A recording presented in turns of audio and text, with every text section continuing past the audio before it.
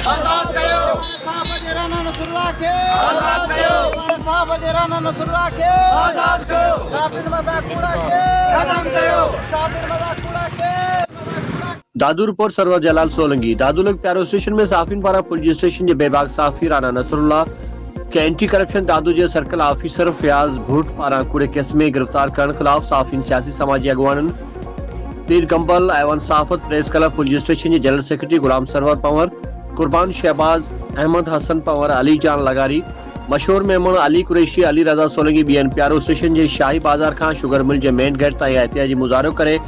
नारेबाजी कई वही। उन मौके ते मकामी साफिन मुजाहिरीन चयो आहे त सर्कल ऑफिसर फयाज भुट सियासी वंगार वणंदे सीनियर साफी राना नसरुल्लाह के संदन घरां गैर कानूनी ऐं गैर अखलाकी तौर खंबे खयो आहे।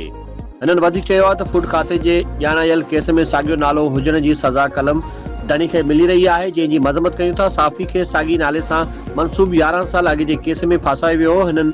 सिंध जे वॾे वज़ीर इतलात खाते जे सूबाई वज़ीर खां मुतालबो कयो आहे त सर्कल ऑफिसर दादू फयाज भुट खिलाफ़ सियासी वंगार वहण वारे कार्रवाई करे सीनियर साफ़ी के आजाद करे साफ़िन मां बेचैनी खत्म कई वञे।